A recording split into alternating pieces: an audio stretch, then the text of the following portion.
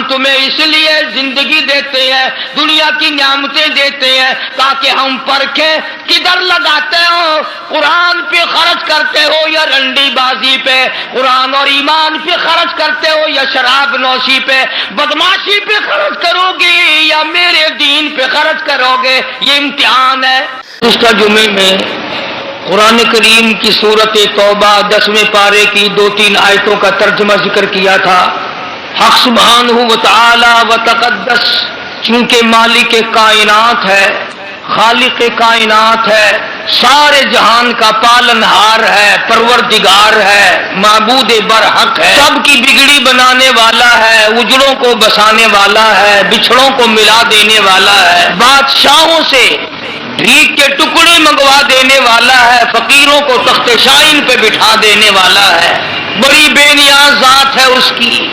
اسی نے انسان کو پیدا کیا، اسی نے انسان کو عقل بخشی، اسی نے آدمی کو دل و دماغ دیا، اسی نے آدمی کو صورت بخشی، پیاری پیاری اعلیٰ درجے کی آنکھیں دی، زبان دی، ناک دیا، کان دیے، ہاتھ پاؤں دیے، پھر بیوی دی، بچے دیے، مال دیا، اولاد دی، سب کچھ دینے کے بعد فرمایا اب میں تجھے دیکھتا ہوں، تیرا سب کچھ بنانے والا میں، پیدا کرنے والا میں، تجھے دینے والا میں، تجھ سے تھوڑا سا اپنے نام پہ مانگ کے دیکھتا ہوں، تو دیتا ہے یا اکڑ کرتا ہے؟ کسی کو کوئی آدمی 100 روپیہ دے کر اور یہ کہہ دے کہ یہ 100 روپیہ تیرا ہے، لہذا مجھے ایک سوڈے کی بوتل پلا دے 2.5 روپے کی، اگر تم یوں کہو کہ بڑا لالچی ہے، وہ 100 روپیہ دے کر ایک بوتل سوڈے کی اگر مانگ لے تو وہ تو لالچی، اور تو 100 روپیہ لے کر کے ناشکرانی، تجھے 2.5 خرچ کرتے ہوئے پھانسی لگ رہی ہے، اس نے جو تجھے 100 کا 100 دیا ہے۔ بس پہلی بات یہ ہے کہ آدمی کا یقین یہاں جمے کہ یہ مال میرا نہیں اللہ کا ہے، یہ جان میری نہیں اللہ کی ہے، یہ اولاد میری نہیں اللہ کی ہے، یہ مکان میرے نہیں اللہ کے ہیں، یہ دکان میری نہیں یہ اللہ کی ہے، جب تک میرا رزق اس میں لکھا ہے میں ہوں، اور جب موت آ جائے گی تو نہ جانے کون کمائے گا کون کھائے گا۔ اس یقین کی کمی ہے بس۔ ہم جان کو اپنی سمجھتے ہیں، اولاد کو اپنی سمجھتے ہیں، جبھی تو قرآن نہیں پڑھاتے، اور اگر کوئی پڑھاتا بھی ہے تو بدعمل اولاد یہاں تک بگڑ گئی کہ قرآن پڑھ کے بھلا دیتے ہیں۔ حدیث پاک میں آتا فرمایا مدنی کریم صلی اللہ تعالی علیہ وسلم نے معراج والی رات میں نے دیکھا ایک آدمی لیٹا ہوا ہے، دوسرا آدمی اس کے سر پہ کھڑا ہے، اتنا زور سے سر میں پتھر مارتا ہے، سر کا ریزہ ریزہ ہو جاتا ہے، قیمہ بن جاتا ہے، پھر وہ مارنے والا اس لڑکے ہوئے پتھر کو اٹھانے جاتا ہے، اتنی دیر میں پتھر پھر صحیح ہو جاتا ہے، سر پھر صحیح ہو جاتا ہے، اور وہ پھر پتھر مارتا ہے، اسی طرح بار بار مارتا ہے۔ حضور فرماتے میں نے پوچھا یہ کون ہے؟ جواب ملا قرآن کریم پڑھ کر بھلا دینے والا ہے۔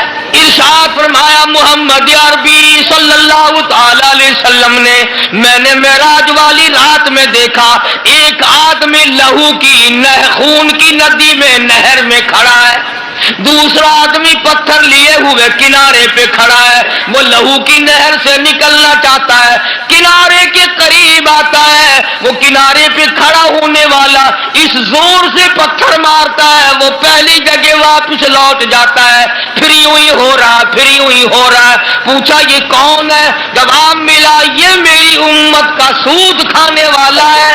تو عرض یہ کر رہا تھا کہ اصل میں تمام چیزوں کو ہم مالک کائنات کی تصور نہیں کرتے۔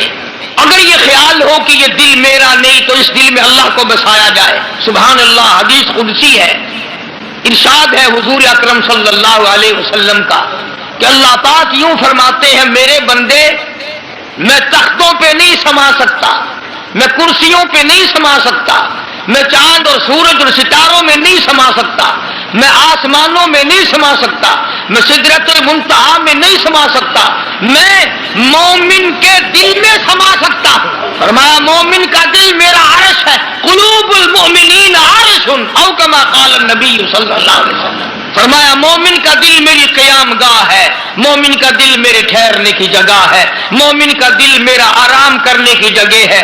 اور حدیث میں ساتھ ساتھ یوں آتا ہے اللہ پاک فرماتے ہیں جب میں اپنے بندے کے دل کے قریب ہوتا ہوں اس دل کو خالی نہیں پاتا، اس دل میں بیوی کی محبت بھری ہوئی ہے، اس دل میں مال کی محبت بھری ہوئی ہے، ہرس بھری ہوئی ہے، کسی اور معشوق کی محبت سے دل لبریز ہے۔ فرمایا میں خدا نا امید ہو کر میرے بندے تیرے دل سے لوٹ آتا ہوں، میں واپس آ جاتا ہوں تیرے دل سے کہ ہائے میرے بندے نے میرے اپنے دل میں میری جگہ بھی نہ رکھی۔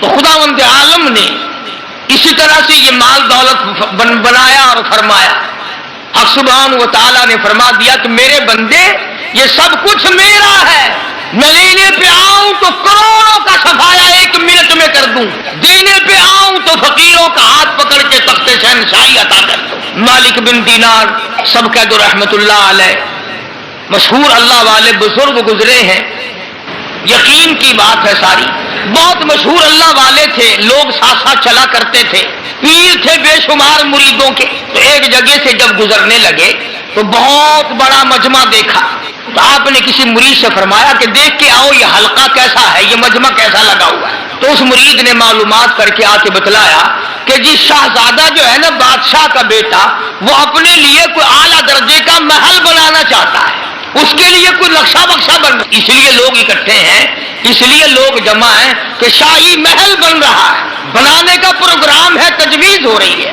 مالک بن دینار رحمت اللہ علیہ مریدین کے ساتھ ساتھ اس مجمع میں چلے گئے اور جا کر کے اس شہزادے کو بلایا اور فرمایا بھائی کیا ارادہ ہے کہ جی اتنا بڑا محل بنانا ہے، ایسا بنانا ہے دنیا میں کسی کے پاس نہ ہو، یوں بنانا، یوں انتظام کرنا، یہ کرنا اور وہ کرنا۔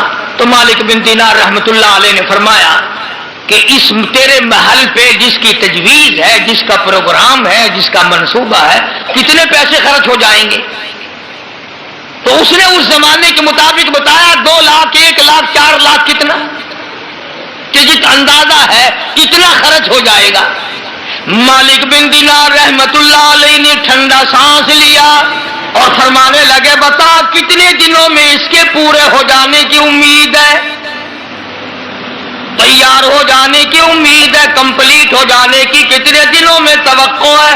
شہزادے نے 1-2 سال کی مدت بتائی، 4 سال کی مدت بتائی۔ مالک بن دینار رحمت اللہ علیہ فرمانے لگے اور شہزادے بہت ممکن ہے یہ بنتے بنتے اور یا بننے کے بعد تجھے 1 رات کی رہائش بھی اس میں نصیب نہ ہو۔ تجھے کیا معلوم ہے 1 رات بھی بسیرا نہ ملے، 1 رات کی رہائش نہ ملے، 1 رات تجھے اس میں رہنا نصیب نہ، کچھ پتہ نہیں۔ شہزادہ کہنے لگا بات تو آپ کی ٹھیک ہے، کوئی پتہ نہیں، ابھی سانس آتا ہے ابھی نہ آئے، کسی کو کیا پتہ۔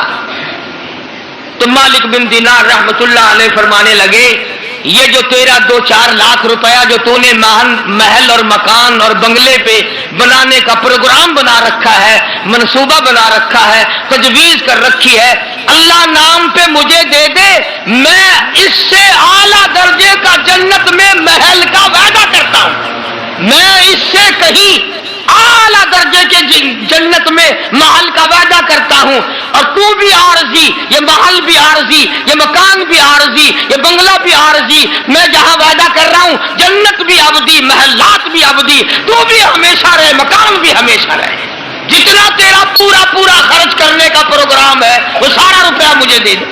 اس زمانے کا اگر کوئی شہزادہ ہوتا، امیر کبیر ہوتا، لگا میاں جاؤ اپنا راستہ پکڑو، پیسے چھیننے کے بہانے بناتے پھرتے ہو، جاؤ جنت تم ہی لے لینا، ہمیں تو جہنم اچھی، دیکھی نہیں نا،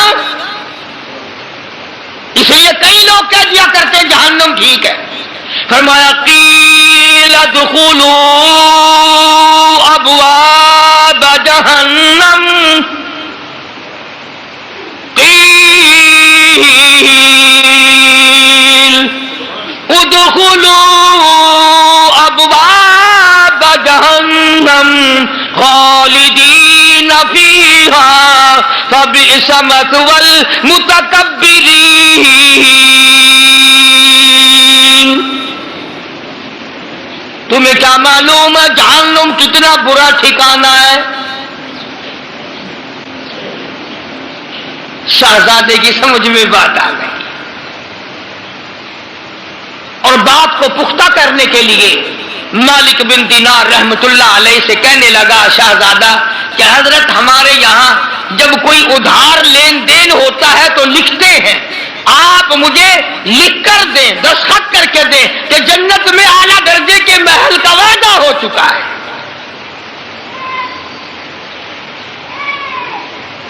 मालिक बिन दीनार रहमतुल्लाह अलैह ने फरमाया, कोई बात नहीं, कागज कलम ले आओ, मैं अल्लाह की तरफ से लिख देता हूं, मैं वादा करता हूं अपने परवरदिगार की तरफ से।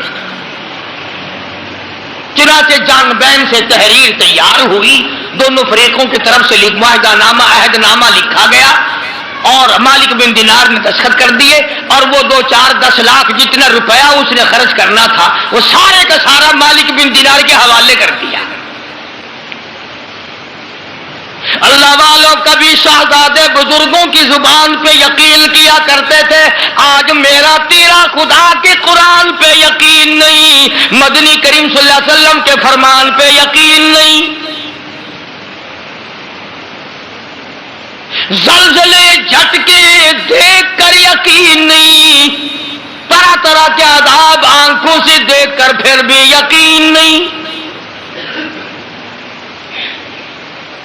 मालिक बिन दीनार रहमतुल्लाह अलैह ने दस्तखत कर दिए, मैं अल्लाह की तरफ से वादा करता हूं, मालिक कायनात की तरफ से जन्नत में आला दर्जे के महल का वादा करता हूं। शहजादे ने रकम मेरे हवाले कर दी और अब यह बात भी नहीं कि मालिक बिन दीनार ने नोट और रुपया इकट्ठा करके जाके कारखाना खरीद लिया हो या जायदाद बना ली हो या खुद इन्होंने महल्लात खड़े किए हो। उसी वक्त आवाज लगाई, मुरीदों को जाओ सारे मुल्क में ऐलान कर दो, बेवाए आ जाए, यतीम आ जाओ, मोहताजो आ जाओ, गरीबों आ जाओ, मालिक बिन दीनार के यहां सखावत हो रही है।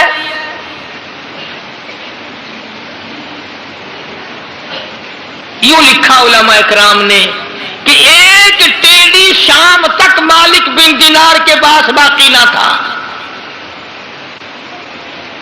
तमाम का तमाम अल्लाह के नाम पे खैरात कर दिया, अल्लाह के नाम पे सदका कर दिया।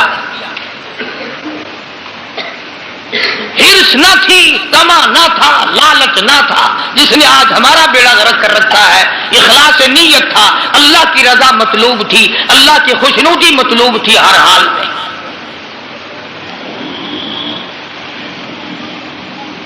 चुनाचे मौत तो बरहक है भाई, सबकी आती है और आएगी, हम सब की आएगी। अल्लाह ईमान के साथ खात्मा बिल खैर फरमाए। चंद दिन गुजरे, शहजादा यकदम बीमार हुआ और आखिरी वक्त में शहजादे ने ये वसीयत कर दी कि ये जो रुक्का है, ये जो अहदनामा लिखा हुआ है मालिक बिन दीनार का, ये मेरे कफन में रख देना ताकि मैं अपने अल्लाह को दिखाऊं। मालिक बिन दीनार रहमतुल्लाह अलैह तहज्जुद के लिए उठे, वुजू की, मुसल्ले पे खड़े होने लगे तो पैरों में कागज लगा।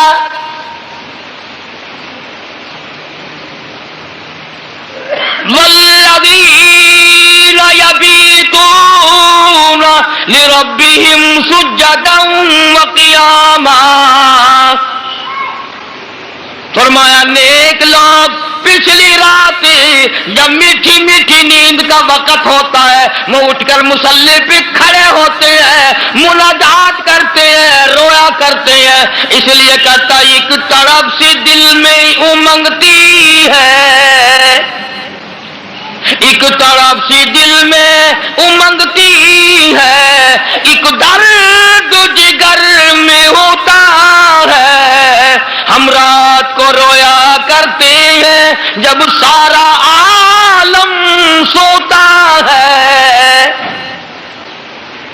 जब सारा जहान सोता है हम परवरदिगार से मुनाजात करते हैं, अल्लाह से मांगते हैं। तो मालिक बिन दीनार फरमाते हैं मेरे पैरों में कागज लगा,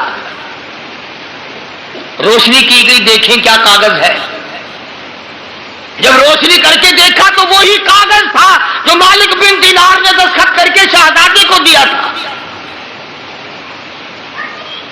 وہی کاغذ.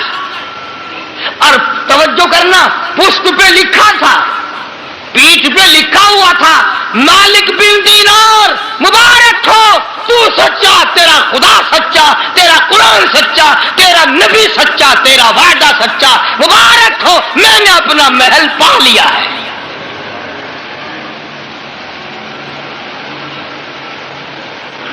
مجھے میرا محل مل گیا ہے.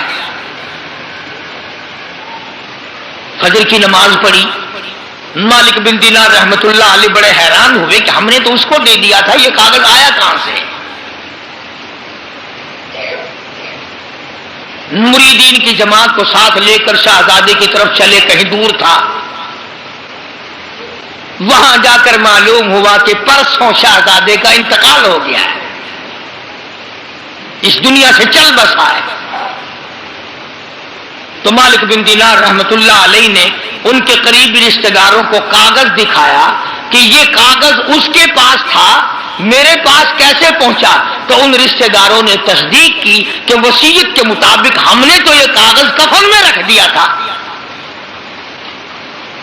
ہم نے تو یہ کاغذ کفن میں رکھ دیا تھا. تو مالک بن دینار رحمت اللہ علیہ نے سجدے میں سر رکھ دیا، الہی تیری عنایت کا شکر ہے، تیری قدرت کاملہ کا شکر ہے کہ اللہ پاک تو نے وعدے کو سچا کر دکھایا، میں نے اس سے وعدہ کیا تھا، تو نے اسے سچا کر دیا. عرض یہ کر رہا تھا اصل بات یقین کی ہے، اور اصل میں تو اللہ پاک ہمیں ہر چیز دے کر آزماتے ہیں. فرمایا تبارک الذی بیدہ الملک وَهُوَ عَلَى كُلِّ شَيْءٍ قَدِيرٌ. ملک میں راج اسی ذات کا ہے جس کے ہاتھ میں ہے ساری برکتیں.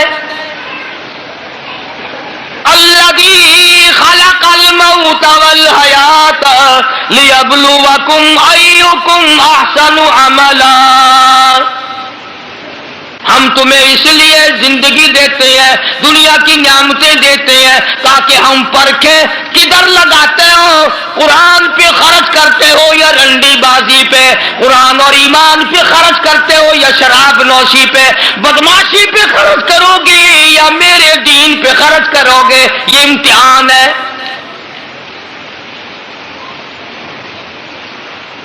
اسی طرح کا ایک واقعہ حدیث پاک میں بھی آتا ہے.